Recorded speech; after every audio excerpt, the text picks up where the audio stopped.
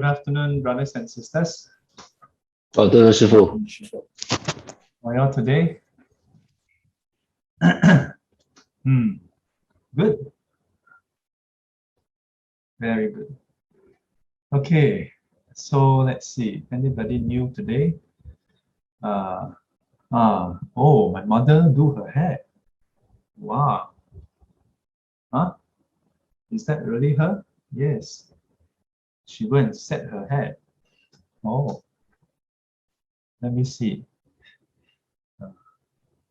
And she looks a bit odd after she do her hair. Oh,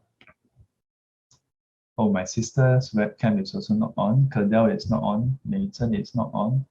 Oh, Esther is. That's the second. That's the other phone. Okay, so. Sư phụ, Cardell here. I'm at work now. I'm on the road. Oh, okay. No problem. Okay, so today's topic, home. What a topic, huh? You all ask the homeless one about home.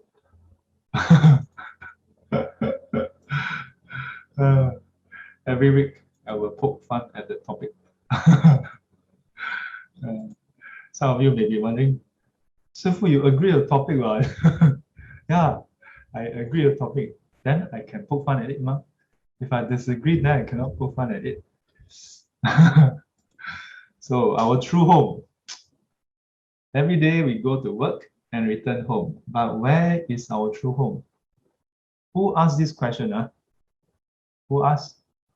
Sai Kiang, let me tell you how to find out where is your true home. Okay?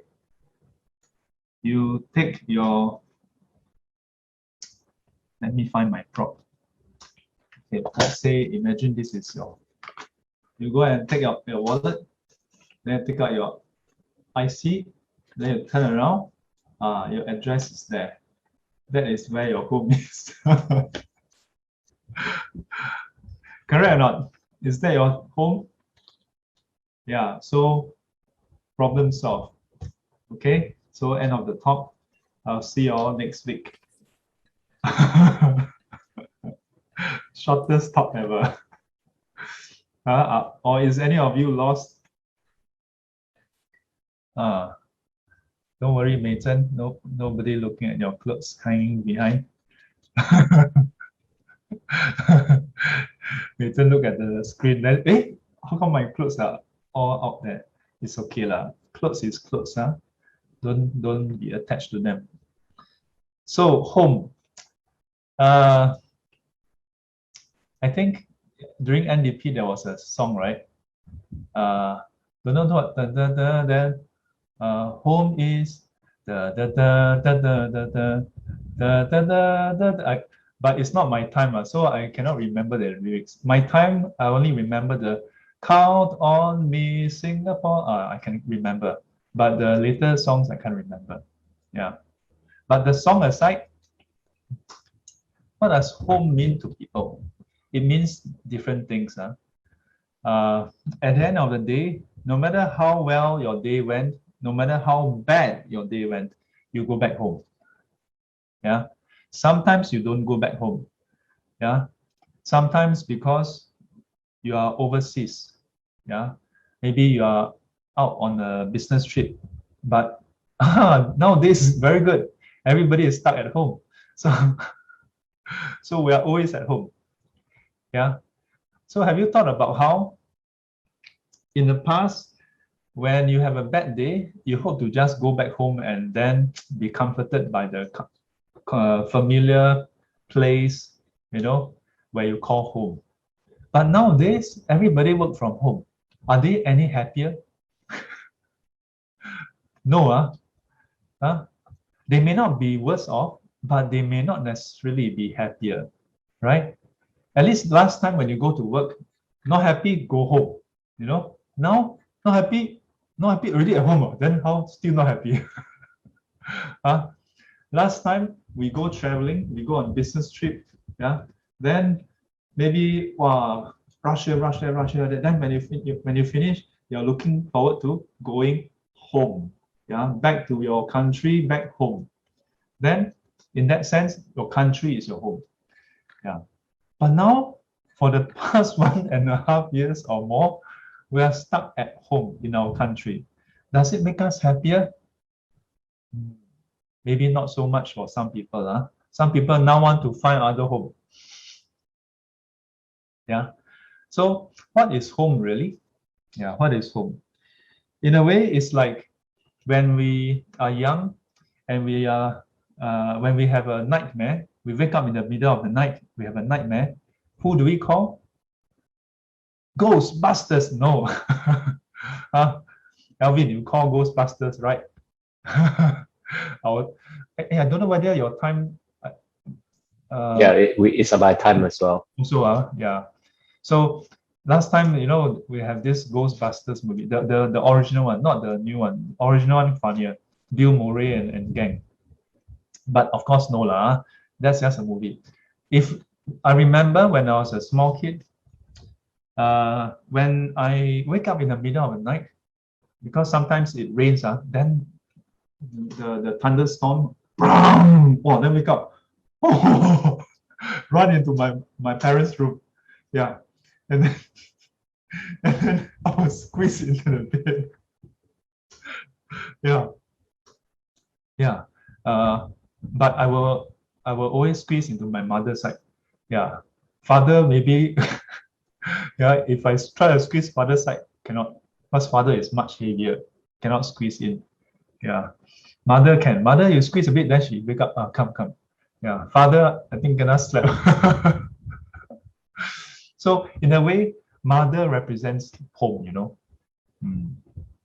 Mother represents home. Yeah. So why is it that mother represents home? Because mother make us feel safe. Yeah. Make us feel comfortable. Comforted. Today a bit off. You know why a bit off? Because today, this morning after the morning sit sharing, then I have my breakfast, and then after that have the morning class with the parents class. And because today is the last class of the parents class, so I got them to share what they have learned this year, and then have any thoughts to share, what they like, what they don't like, everything. Then we went extended time, supposed to finish at 10:30. We go all the way until 11 o'clock. Then in the end, the second class for the kindergarten and P1 and P2, P3, the puja got pushed backward. So in the end, have puja at about 11ish, finished about 11:13 or something. Then after that, have class for the kindergarten and P1. Then have class supposed to usually finish at about 11:30, but because we start quite late, so end late also, 11:44. Then I have a memorial service to do for this student's father. Yeah, but unfortunately my student is in Canada. Yeah, and then originally in the morning when I talked to her, I said, I think today is quite packed, but she called me and asked me whether I can squeeze in sometime. So I thought, okay, can. Maybe after SGC, but I have a discussion with the volunteers. So I had to start only at 5. Then she said, 5. Oh, then I have to stay up until 2 a.m. But it's okay, Sifu. We'll see you at 2. Then I thought, okay, fine. We squeeze in between morning and afternoon. So in the end, 11:45, we have a WhatsApp call. Her mother in Singapore, she and her boyfriend in Canada. Then we do a memorial service. Then, they asked me, how long will it be? So I told them 15-20 minutes. How is it possible?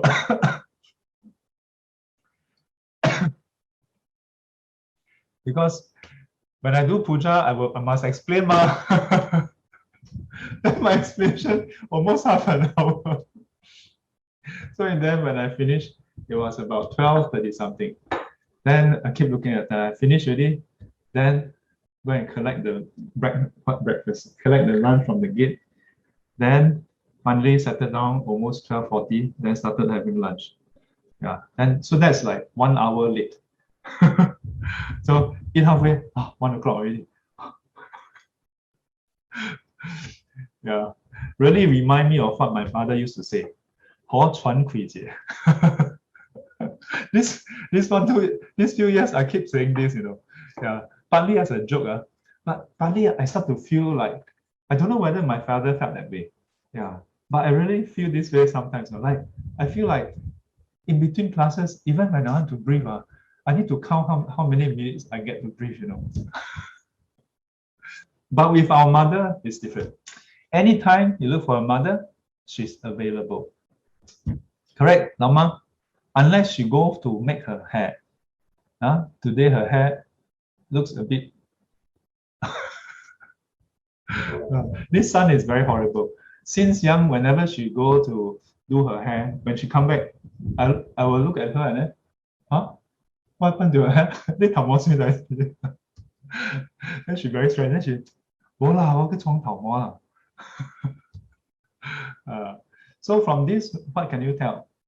Even though we rely on our mother for refuge, our mother herself is not a refuge for herself. Yeah, that's why she need to do her hair. If she is okay with her hair the way it is, she don't have to do her hair. The fact that she need to do her hair, it means she's not okay. Someone who is not okay cannot possibly be able to give you true safety, true refuge. So ask yourself, your home, does your home refer to the place or the family or both? Recently, we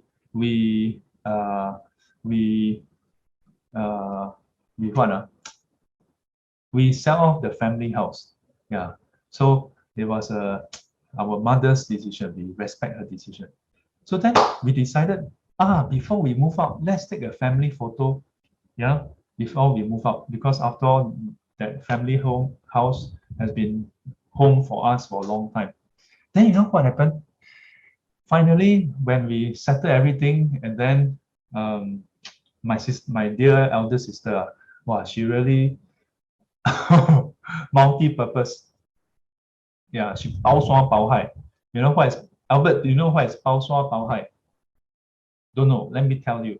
Today you get bonus tip. 包刷. 包刷 means to encompass the mountain. Mountain means 刷 means mountain. Bao means to wrap, means to encompass the mountain. Then bao hai means encompass the sea. Hai means sea. So if you cover the mountain, cover the sea, you cover everything. So Chinese expression is very direct. No need to think too much. Now bao shuan bao hai, immediately you know. So my sister bao shuan bao hai, bao everything. Then in the end, bao until nothing left. So by the time we want to take photo, so on the last few days before we decided to take photo, we went over to do the final packing. Then I was like, I told my sister and my mom, hey, actually, by now, the whole house doesn't look like our house anymore. Because without the furnishing, it's like a foreign place to us, Yeah, then I told my sister, I said, this reminds me of my secondary school days as a scout. Every week, no, not every week, many times during the campfire, beforehand, we do a lot of preparation, decoration, everything. And sometimes National Day, we do the decoration. Then when everything is over, the tear down is very fast. Set up takes a long time. We take a long time to set up everything and fine tune. But once the event is over, within half an hour, everything gone. And I told my sister, even at that age, I always feel a deep sense of melancholy as I see everything being torn apart. Yeah. And I feel that maybe this is a rekindling of some of this reflection from the past. Yeah. Look at your house. Look at where you are now. The familiarity does give us that comfort. Yeah. And I've seen many articles, they talk about how home is a place where when everything goes wrong, you know that that place is safe. But you think about it, the very home that you call home, it depends on you to maintain, So it depends on you, and then you want to depend on it. So who are you depending on ultimately? Actually, ourselves. So in the Parinibbana Sutta, when Venerable asked the Buddha many questions, yeah, like who can they rely on after the Buddha passed away? The Buddha told Venerable Ananda, be a refuge in yourself. Let the Dharma Vinaya be your refuge. Yeah. Think about it. Yeah, think about it. The Buddha in the Lotus Sutra, he said, 三界无安，犹如火灾.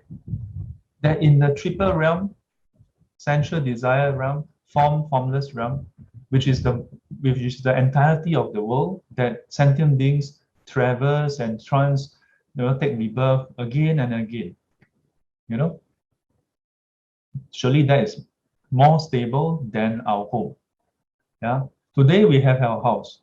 Tomorrow, highway built across, then Land Acquisition Act, you receive a letter. Thank you for your contribution.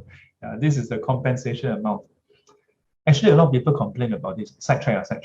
A lot of people feel, indignant about this.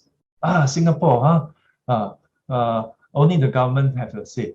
Actually, it's not just Singapore, Even if you go to any country and they have private land where it's like, wow, as though it's really theirs. When it comes down to it, there will be no government in the world, no country in the world, no state in the world who will say, we cannot progress. We have to surrender ourselves because this piece of land owned by a private citizen cannot be relinquished. It is impossible.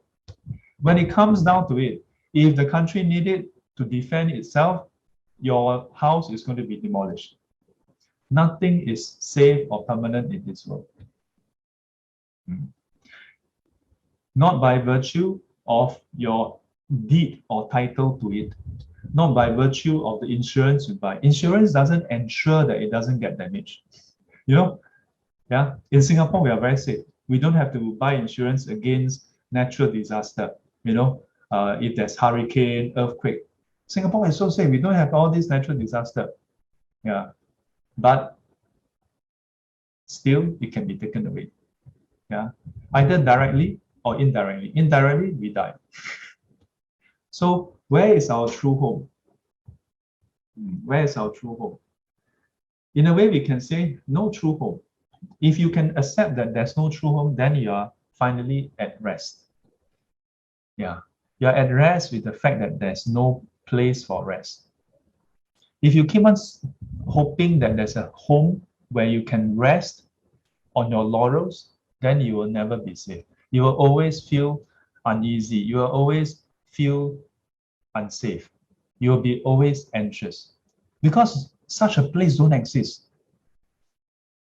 And as long as you keep on looking for the place that don't exist, you will spend your whole life in uncertainty, in pursuit of the impossible goal, the castle in the air, the moon in the lake, the rabbit with horns, the turtle with hair, with fur, 龟毛兔角，如空中楼，如水中月. Don't think Sifu so smart come up with all those verses. All this is translated from the sutra. But if you see that there is no certainty in this world, in that uncertainty is your certainty, is your resting place. And what is that? The truth. The truth that there is no certainty. If you can embrace that uncertainty, then you are certain. If I can borrow a page from, I think, is it philosophy or engineering? Nothing is constant except change. Except change. Throughout history, throughout human history, known history, civilizations, nations, groups, individuals have grappled with change, grappled with uncertainty. According to archaeologists, early men have sought refuge in caves, sought refuge in huts, sought refuge in among themselves, in groups, in numbers, in all kinds of ways, to fend against others, to fend against uncertainty, to fend against fear of the unknown. Until today, where we have physical structure that can outlast the nation. Until today, where we develop materials that will possibly outlast several generations. Plastic can outlive any of us without even trying. So much so that now it's a problem for us. We have come up with things that is so, well, good in a way that it continues to be active. Yeah, nuclear waste.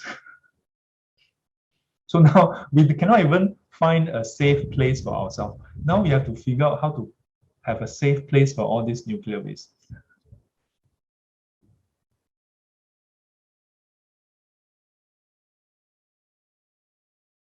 Throughout history, mankind has tried to find certainty, find a home among the chaos. And in each, in this pursuit, some have found some semblance of permanence, some semblance of control of certainty in science, in technology. Many have found comfort, have found truth, have found a form of support in religion, whether it's this or that religion. Buddhism, being a religion, also offers a solution. The difference, as far as I'm concerned, is Buddhism, the Buddha, didn't solve this uncertainty the usual way.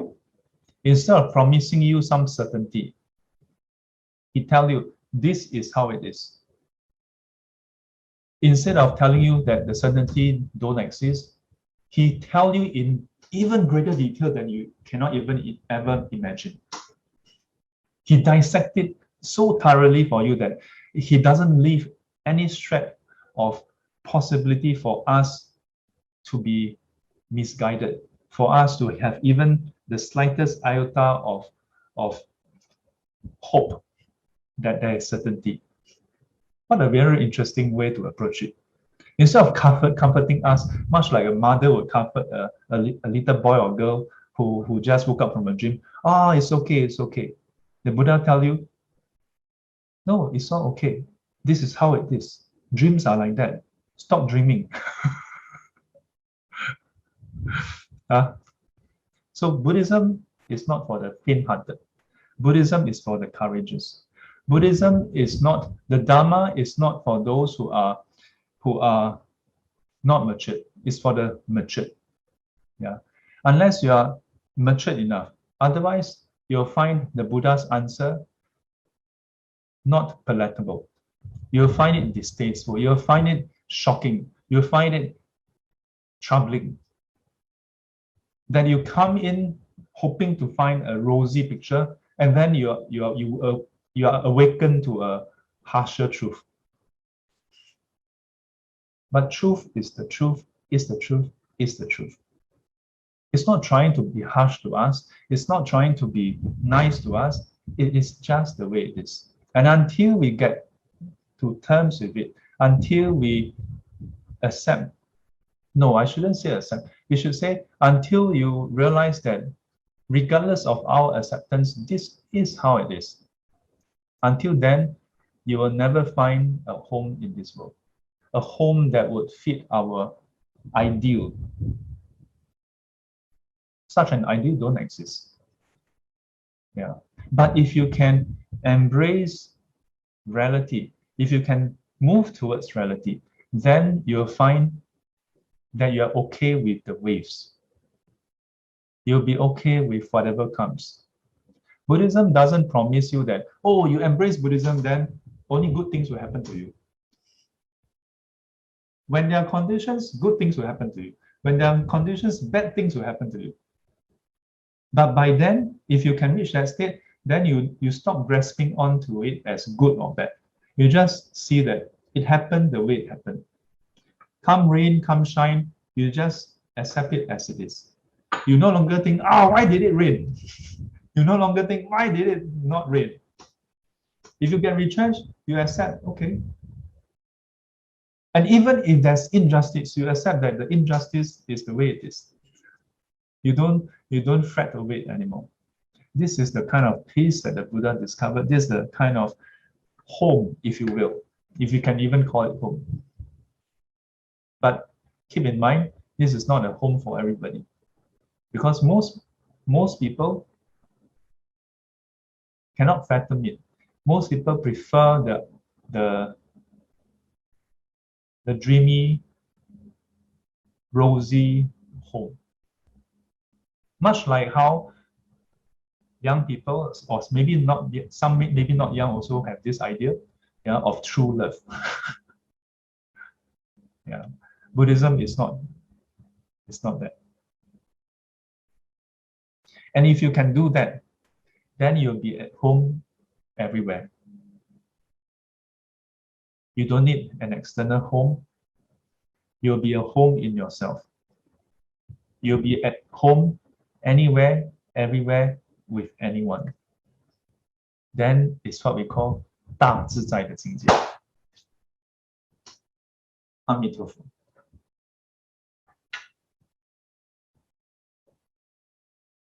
You see there, 1, 2, 3, 4, 5, 6 ants in my cup, and one of them is swimming inside. So I dish one of them out, and then I take tissue paper and dab the water away, so that the ant don't drown in the cup, in the drop of water. Because of the ants, I have become quite skilled at at this. So they are my teacher. So I have to drink very carefully, so I don't drink the ants in the process. Of course, some of you may be quite disgusted. Like, yeah, Sifu, the ants go inside, then you still drink the water. So far, I haven't died. But last I checked, ants don't contain toxin or anything. And anyway, I don't put poison around to poison them, so they won't poison me. But yes, was it yesterday or today? Yeah, I was like, now I have 3 cups on my table, you know. You know why I have 3 cups? Because at first I have 1 cup. Then I find that the ants keep wanting to go to my cup. So I get another cup. I leave that cup for them to drink. Then, but when the water is too much, right? They will drink, then boom, go inside. So I will drink more of the water and then leave it aside. Then I pour a new cup. Then after all, they migrate from the old cup to the new cup. I'm like, hey, hello. Then sometimes I remember, I'm like, hey, can you leave my cup alone?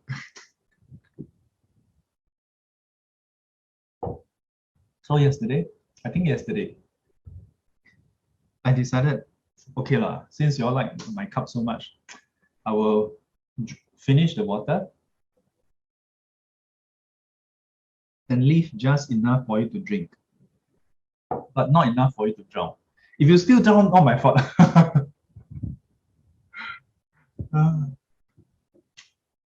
But when I look at the ants, then I had a reflection with a friend. I said, when you look at ants, what do you feel?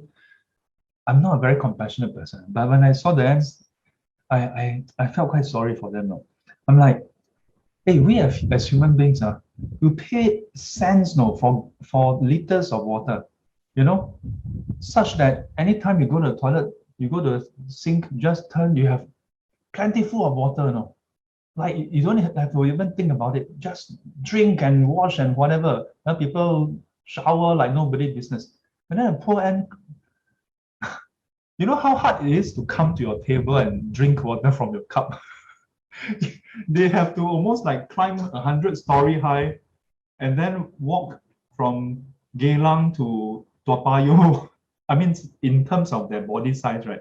They have to walk, maybe not Toa Payoh, maybe Toa Payoh to Bishan, you know? They have to walk so far and then again climb Bukit Timah Hill just to drink the water, then drown.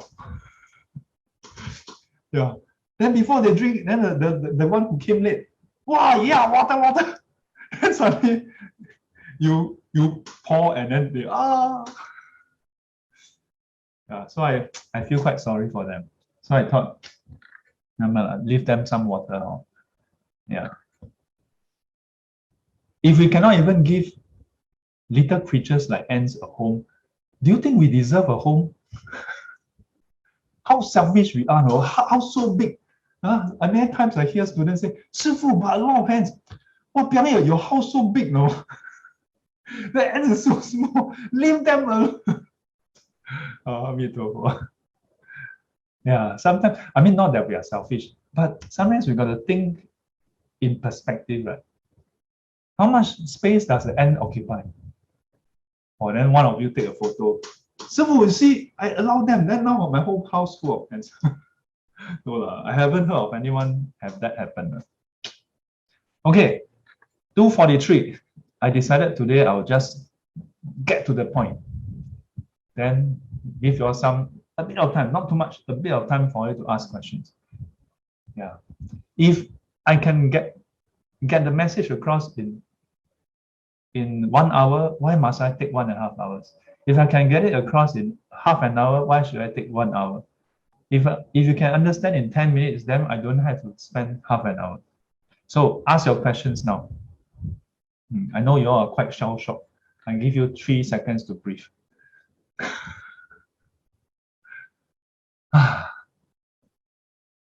I'm sorry I have to start earlier because by the time it was 1:30, I was like, I even have to time how long I get to breathe. No, I must give myself a bit of space. So I quickly text the Xiaopusa chat. I'll be online shortly. Then after that, I lie down on the floor. And then I was like, okay, I will take a 2 or 3 minutes nap? 2 minutes. I think I was left with 2 minutes. At first 3 minutes, 1:26.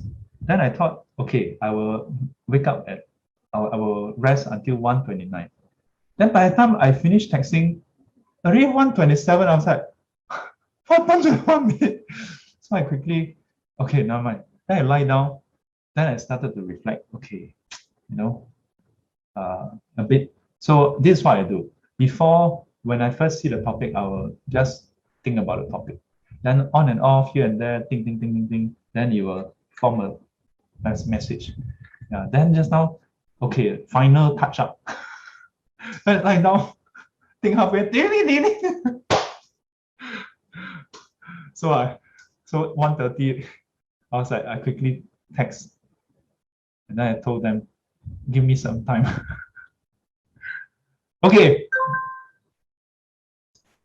Yeah. So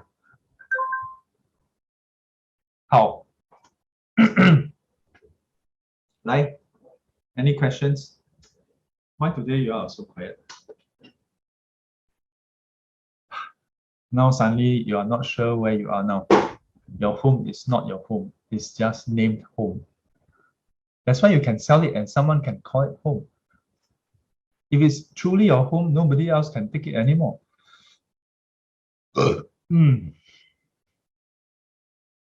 Yeah. Wow. Now you see, Alvin look very disillusioned.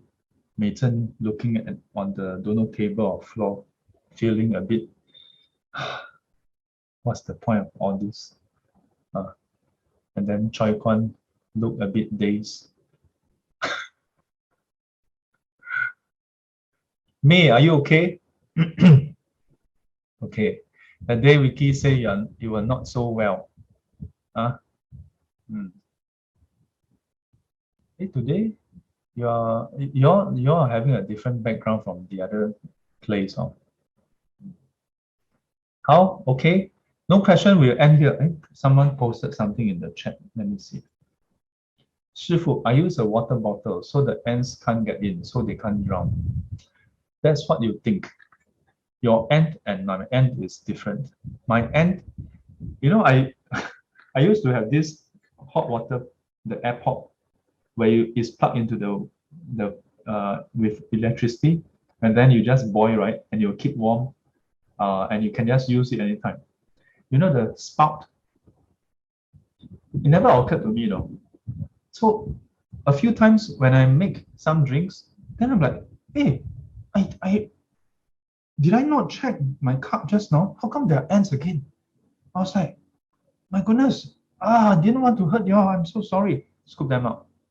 Yeah, when it happened a few more times, then I realized, my goodness, the ants climb up the spout to drink water. So when oh yeah, so you know what I did? I take the NTUC plastic bag, cut a small piece, wrap around it with a rubber band. Then when I want to use, I take it out and then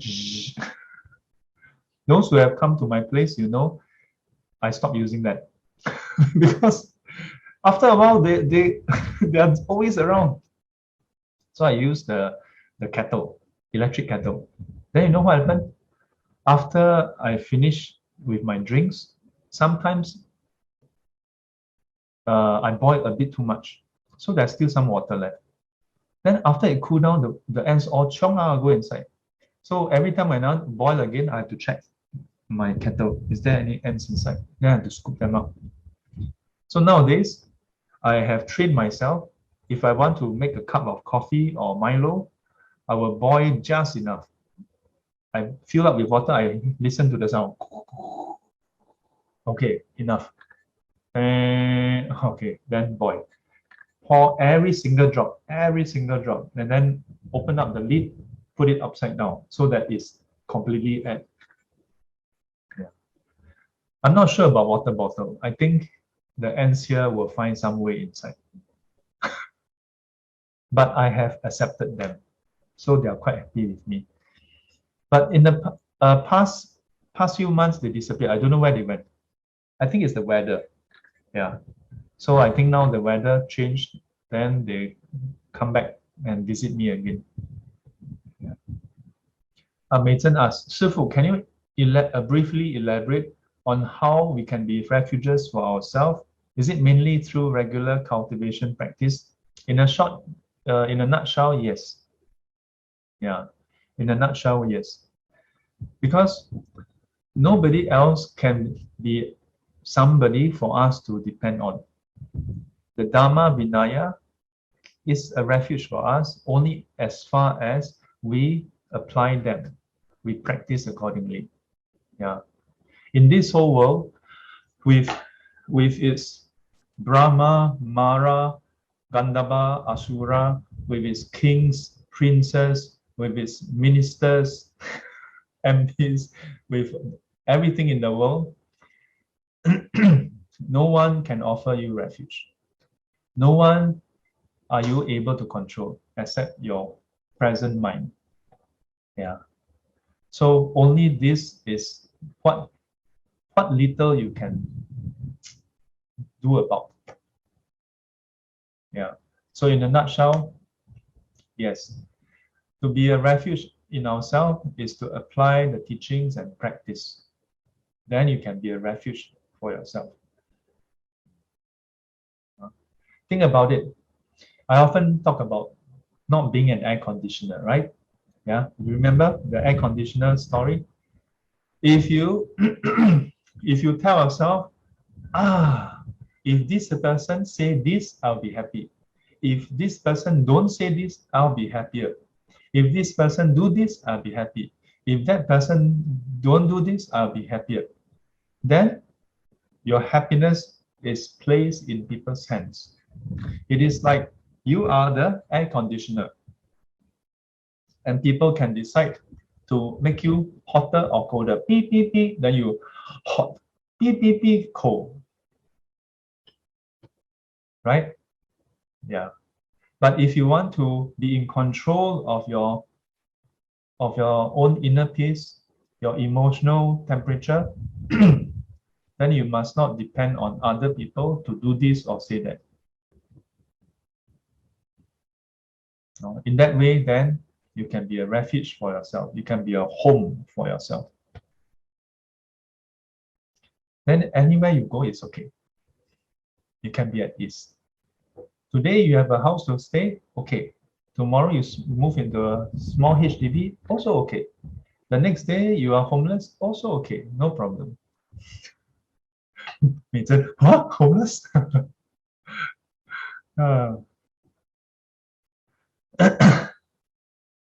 So Yes, second. what about those who practice the Pure Land, like Amitabha Pure Land? So they would think that that is a home, but actually that is a temporary home, is it? So that they can cultivate and then come back to help the sentient beings. Let me tell you something. That day I saw a post of a picture, and there's this verse that appear inside. And it's attributed to a very senior monk who has a very late senior monk, yeah, a very well-known one, yeah. And I don't dare to say I'm a Pure Land practitioner, but I like to think that I can appreciate the principles of Pure Land practice. I can understand what Pure Land practice is. So when I saw the verse, it's exactly what you said, more or less.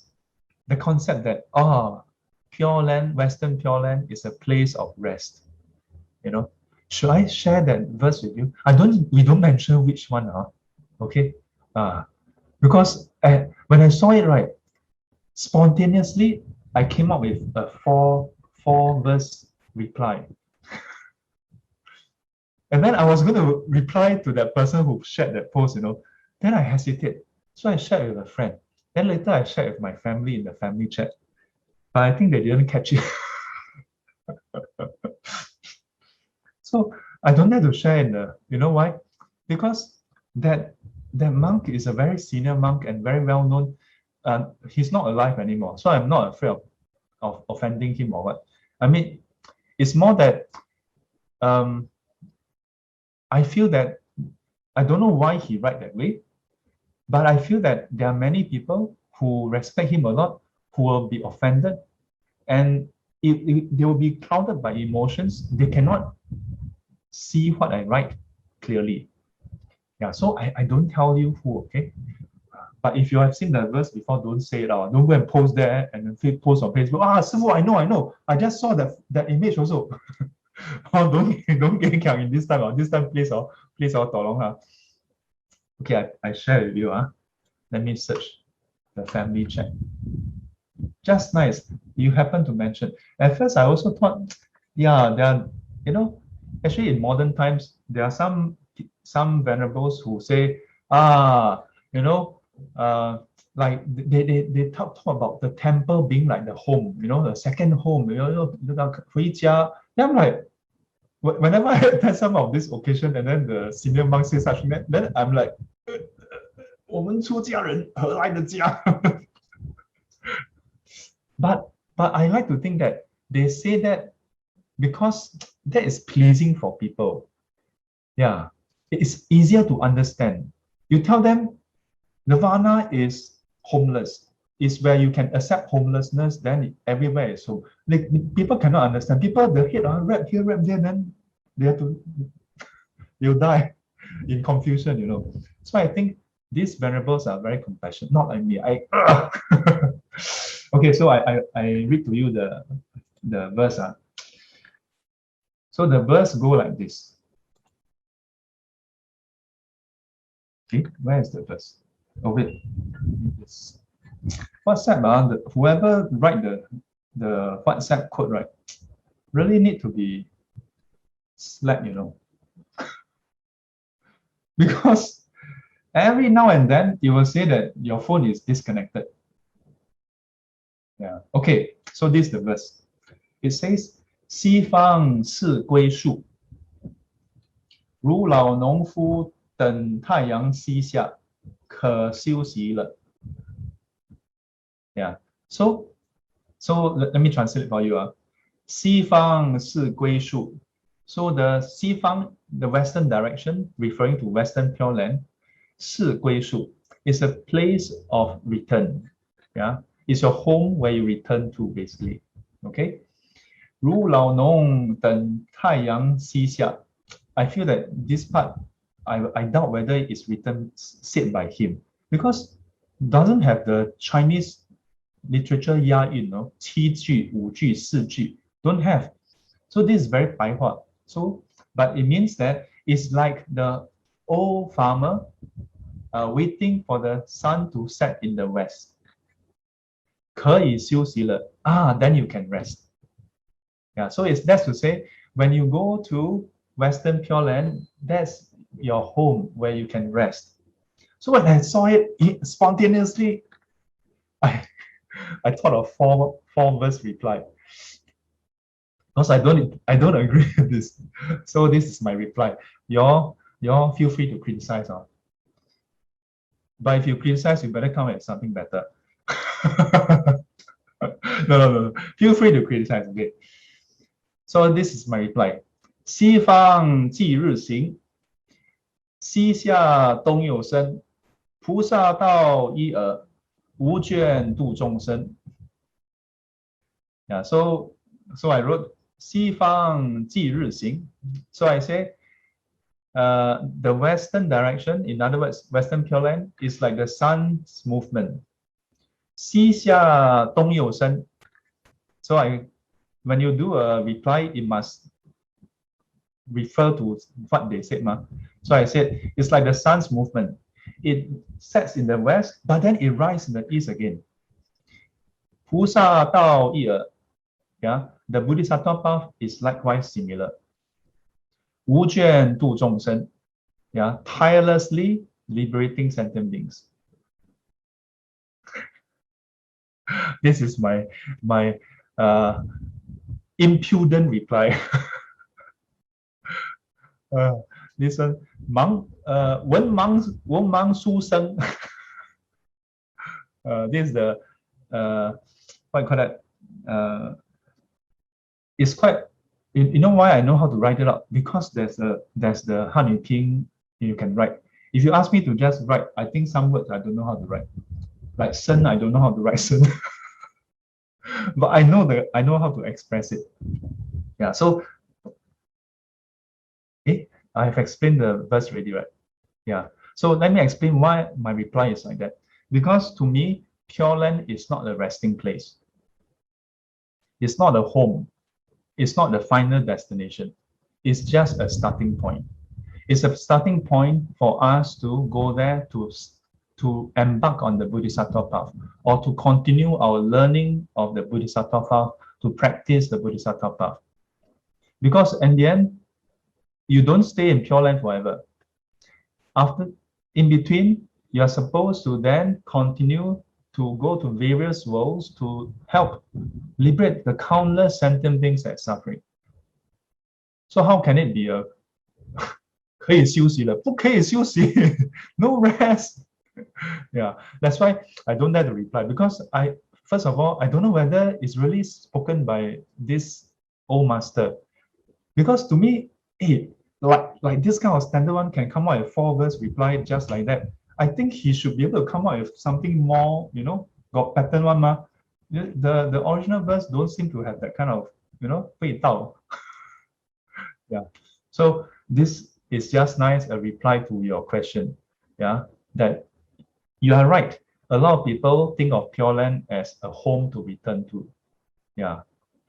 But that statement will be correct if they think of it in terms of a place where they can go back to have a temporary rest so that they can learn even more and practice even well and continue on the Bodhisattva path tirelessly. Excuse me. Excuse me. Okay. But don't take my reply too seriously.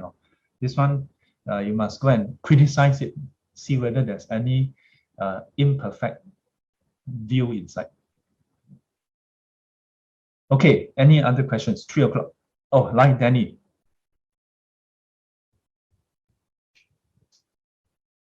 Sifu, one. Is there do the other traditions mention about Pure Land? Other traditions are, yeah, in the Tibetan, basically Mahayana tradition, all the different Mahayana lineage all recognize Pure Land. Theravada also. Yeah, Theravada also recognize Pure Land, but they don't call it Pure Land, they call it Pure Abbot. Pure Abbot. Yeah, 五境居天. So it's in the form world, the upper end of the form world, but the entry requirement is higher. You need to be at least 3rd stage enlightened one, then you can go there. And when you go there, 无有众苦，无有众病，yeah, 都是善知识聚为一处。Yeah, 善男子、善女人聚为一处。But of course, over there, no man or woman. Yeah, so the pure abbot. And as I said, they don't call it Pure Land. Yeah. 谢谢师父。 But to me, that is a parallel in the Nikayas, where it's a place, it's also a place. Yeah, those who have reached Anagami will be reborn there. Oh. 谢谢师父。 Okay. 西方是归宿。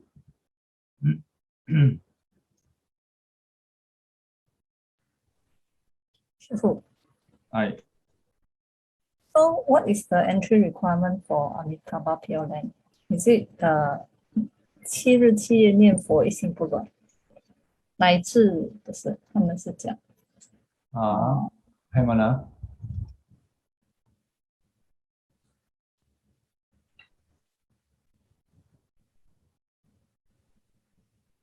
I'm trying to write down the verse so that you all can read.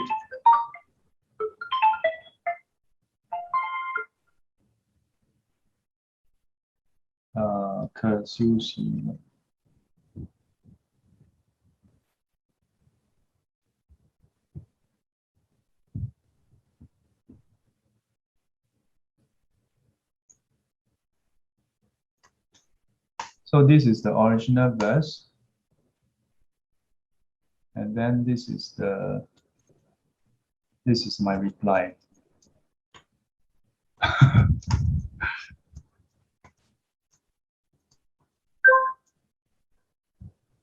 Very naughty, this monk.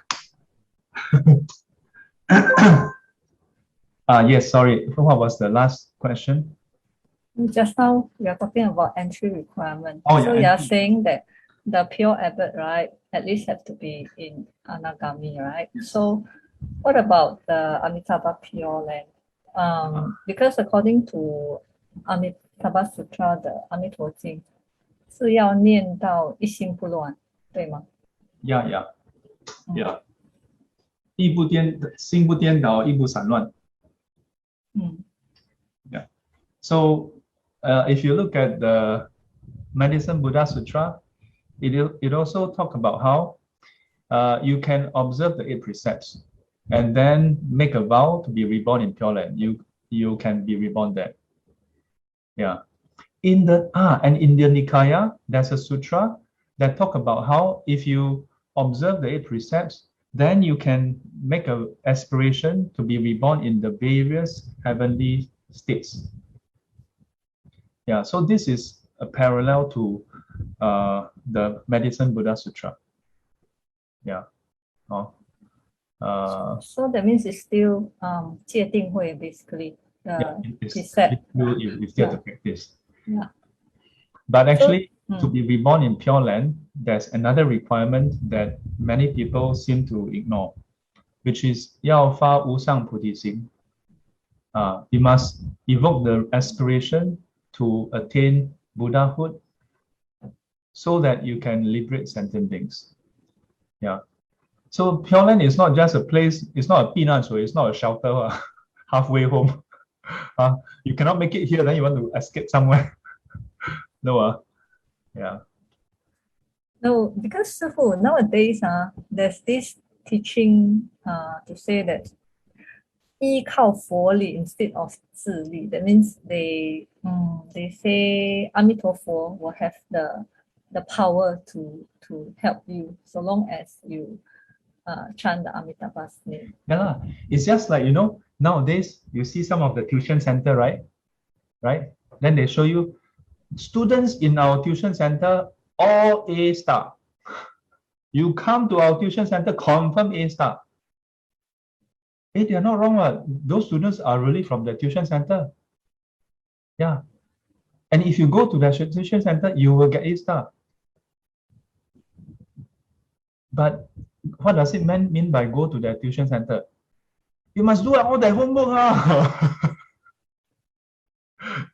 So, but they don't tell you that about the go do homework part, the advertising part. They don't tell you about do homework. Correct or not? Any of those tuition centers, they never advertise the doing homework part. They advertise the result. So that people will want to buy in ma. But is there any tuition center that says you just sign up? So when do we start? Don't have to come on. You just sign up. You will just automatically get A star one. Got like that one? Is there such a deal? No. So it's the same thing. Yeah, it's the same thing. So Buddhist marketing start way back.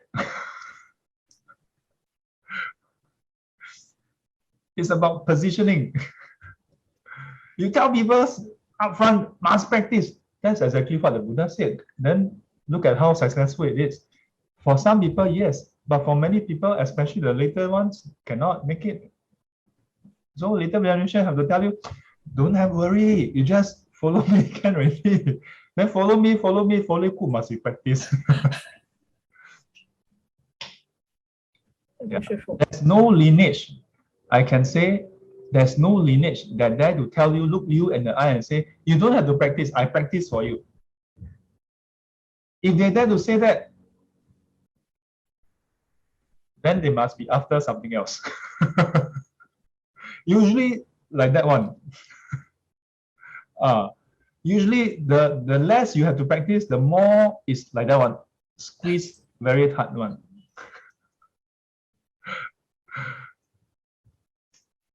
Usually you got to buy a lot of things. Either you practice very hard or you buy very hard. But the bad news is you buy very hard, you still don't get the results.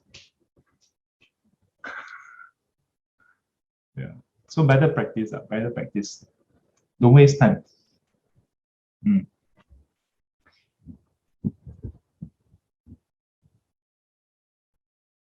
Sifu, can I ask another question? For the arhats, right? So which rim, did they go to a rim or they actually after that has no returning to any of the rims for their practice? The who? Arhat. Arhat. Yeah. What? Oh, you mean when they attain arhatship? Yes.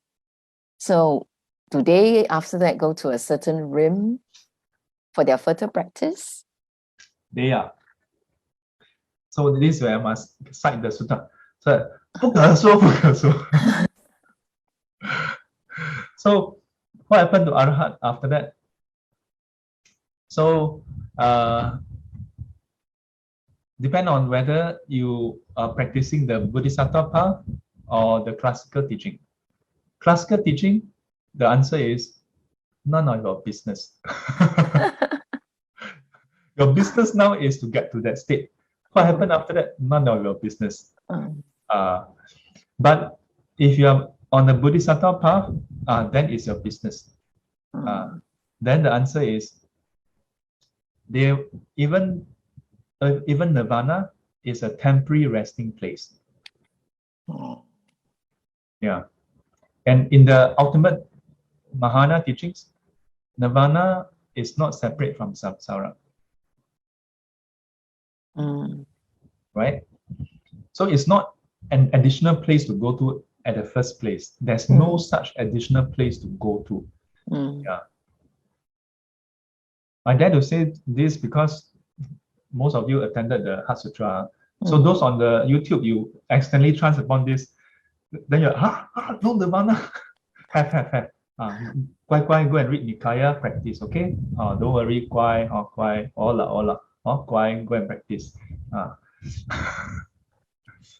Yeah. Nice. Thank you, Sifu. Amitabha. Shifu. Hey, yes. Well, recently, I got very motivated on doing my practice on meditation. And I set a goal of doing some amount of hours of meditation for the next 90 days. But then, I started last week. You meditate until? Sorry? You meditate until? What was your last statement? Yeah, I mean, I set a goal of doing, some meditation hours for the next 90 days. Yes. Okay. And I started last week, and I find out myself doing the meditation instead of for developing concentration, just to end up doing that number of minutes every day, which it was not very very good. So I don't know how could I make profit of this motivation I have right now, but in the right direction, let's say. Wait, okay, let me make sure I understand you correctly. You seem to have mentioned about these 90 days. And then are you asking how you can sustain your practice for the 90 days? Or did I miss something? Not sustain. The point is that I sometimes I don't do the meditation for the right purpose. Oh, you don't do meditation for the right purpose?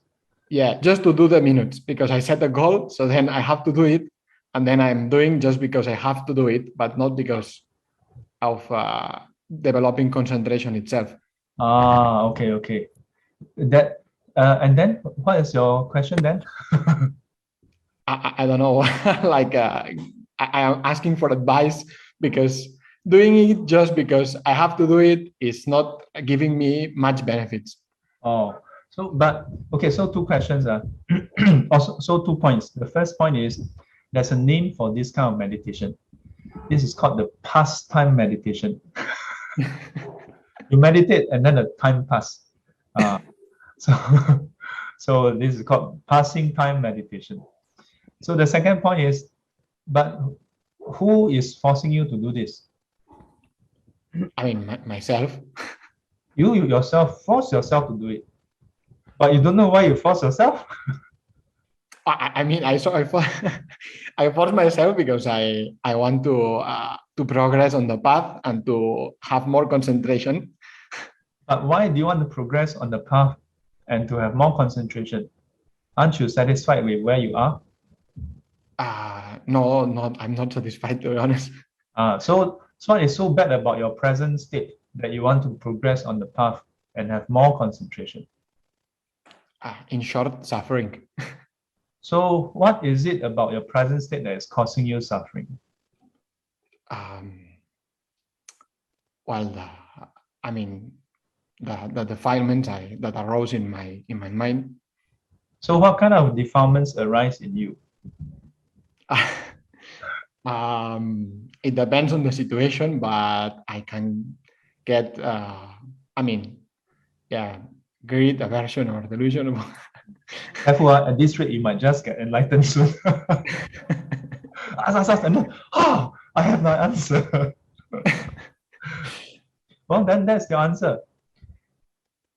Yeah, that should be why you want to meditate, because you recognize that you are suffering because of various defilements depending on different conditions that arises, and you see that this is not satisfactory. You want to be free of this. Yeah. So, and you seem to be convinced to a certain level that the path will help you be free of this. And meditation is part of the path. So that's why you need to meditate. Now, but having said that, I can still understand your predicament, because sometimes when we do our practices, it seems to be disconnected with our end goal. There are many people who do chanting every day, chant, chant, chant, chant, chant, but it has no semblance of any linkage, any relation to their suffering. Chanting is chanting, suffering is suffering. Nothing to do with each other. So if you meditate and you find that there's a disconnect with your suffering, then you may need to do some adjustments and or reflection. Yeah, sort of to direct your practice, in this case meditation, tweak it slightly so that it is more relevant to your suffering. Take for example, sometimes it's not about tweaking, sometimes it's about having that aha moment, having that realization. For example, even at the initial stage when we meditate, we would experience discomfort. And usually in a meditation class for 10 weeks, I will just ask them in the first few weeks to just observe, to bear with it, try not to move, observe, bear with it, try not to move. But by the time we reach about maybe third, fourth lesson, or halfway through the whole 10 weeks, then I will highlight this to them. I'll ask them, how is it for them? Are they able to bear with the discomfort? Yeah. What do you do while Sifu tell you to do this? But I can assure you, out of 100 students, not all of them will do exactly. When it's painful, forget about Sifu. When it's very painful, when it's very itchy, who cares? Let me stretch first. Yeah. When it's aching, my back, not Sifu, your back. Your Sifu's back is not ache. My back is aching. So I will move. I don't care what you say. You come and beat me, I don't care, I move. So this is understandable. So I tell them, I said, so I don't say this right at the start. I usually say this third or fourth lesson or fifth lesson. And I'll tell them, have you ever wondered why we always tell you try not to move? Is there anything wrong with moving to begin with?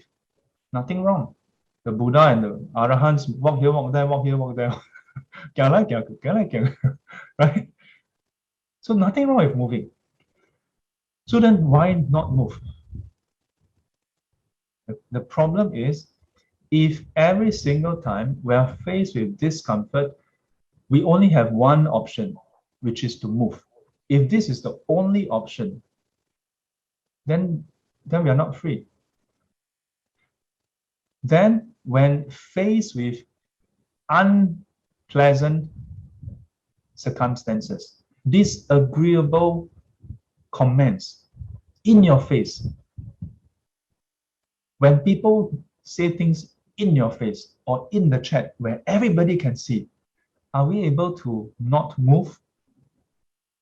What chance do we have to be in control of our emotions, of our responses, if we cannot even control ourselves over a bit of sweat, a bit of perspire, so hot,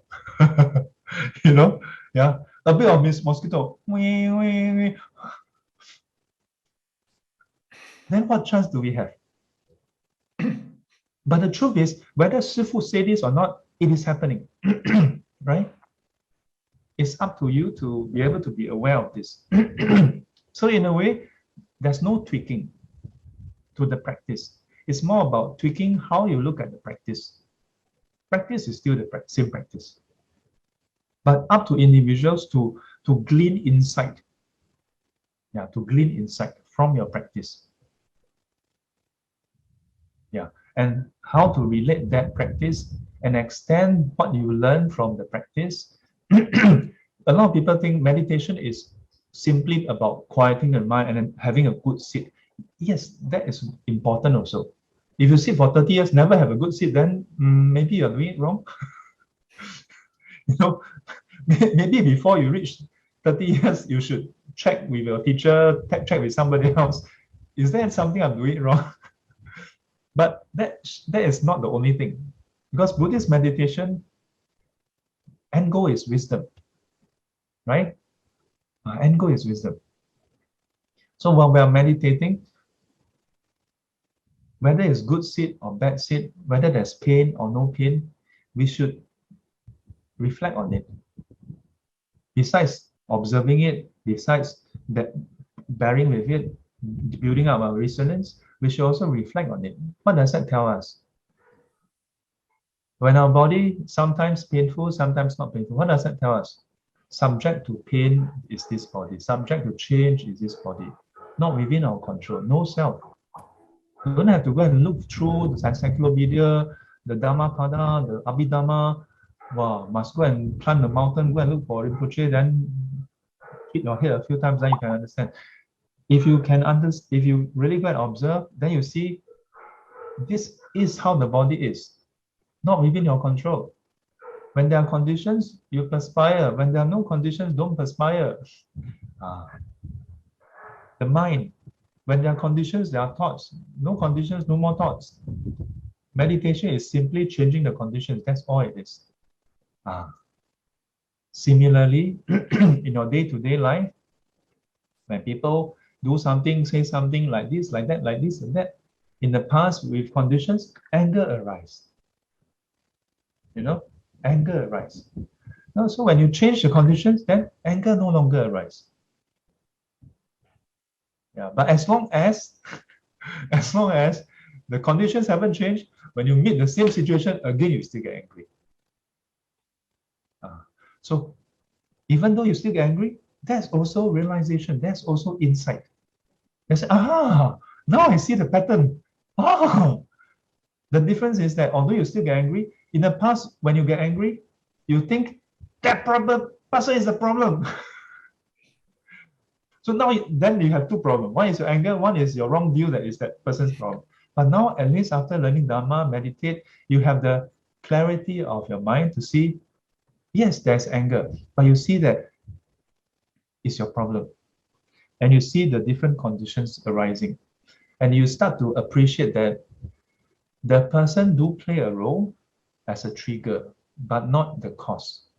The cause is our own defilements, our attachment that is causing anger to arise. Okay? So even then, I tell you, your pastime meditation, still do. Don't give up. At least you do pastime meditation. You know how many people don't even want to do pastime meditation? Keep it up. Keep up the pastime meditation. Give him a round of applause. Yeah. Thank you. Okay. Yes. So give yourself some time. Have compassion for yourself. Yeah. Don't meditate for 3 days and then start punching yourself. Why don't you get jhana? Boom, boom, boom, boom. Have patience for yourself. You know, when I was in US, one day a senior, last story, then we finish. A senior came over to my place and then just check in on me, because new monk. So, hello, 智行法师, 你好吗? You know what is my reply?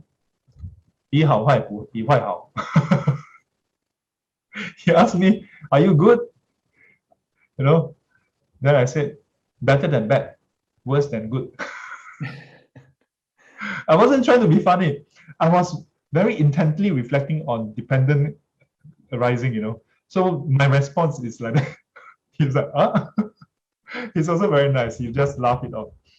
Then he said, why? You seem to be a bit troubled. Don't look very happy. Then I say, yeah. You know how long I've been here in the monastery? Then he said, how long? 3 months. Then he said, and then I said, I'm not Arahant yet. This is how how idealistic I was when I first ordained. Yeah, I was all ready to be Arahant. Right. After 3 months, what happened to it? Yeah. But many seniors have counseled me and talked to me and tell me it's a long journey. Usually not so fast. Venerable Sariputra is an exception. Venerable Mahamukkulana is an exception. Venerable Konananda is an exception. You look at the Teragata, most of them take 10 years, 20 years, 30 years. Some whole life only reach stream enterer. Tao Chiu. You know what is Tao Chiu, Albert? I'll teach you one more bonus. Tao Chiu means to laugh secretly. You cannot, like that, it's not Tao Chiu. Tao Chiu, you must put one hand.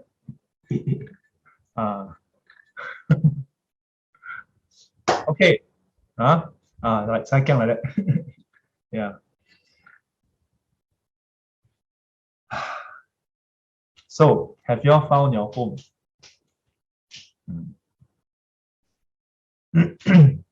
No home is the best home. Then nobody can take away the home from you.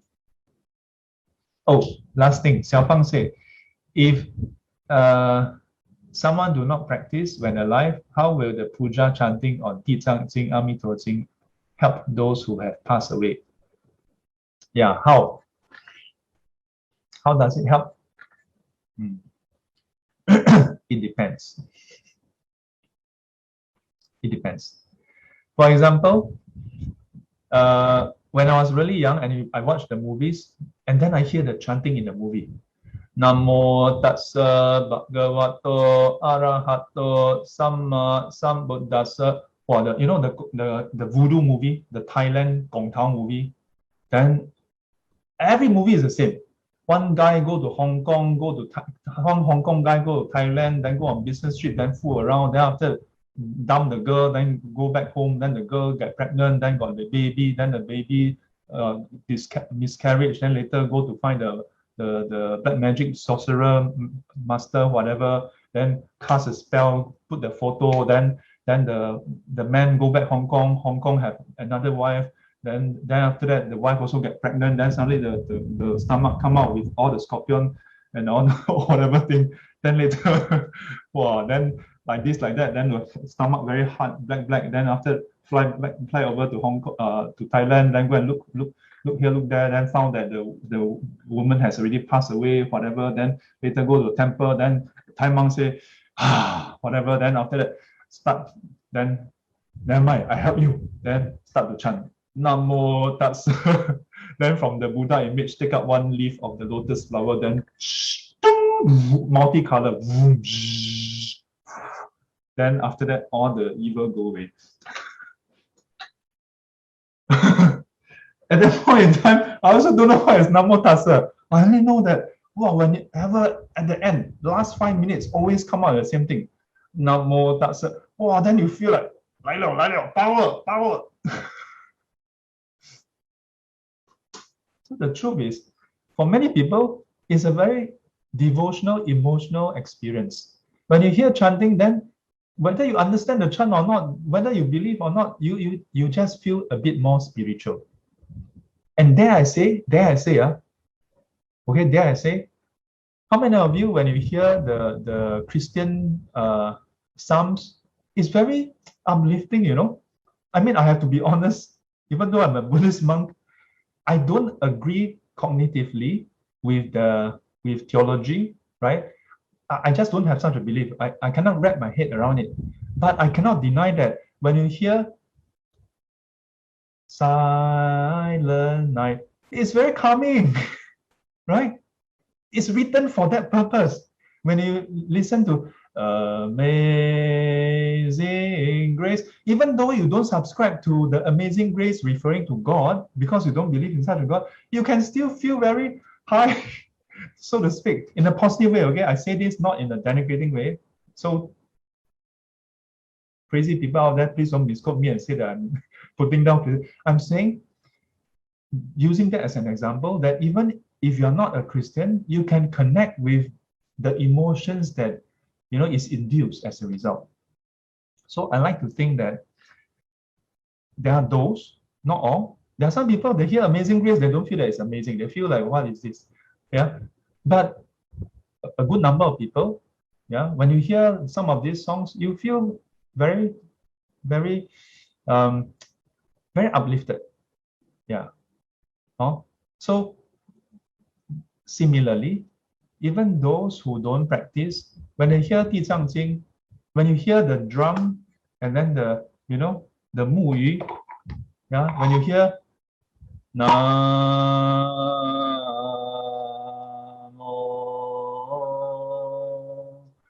Ban Shi Shi Jia Mo Ni Fo Namo.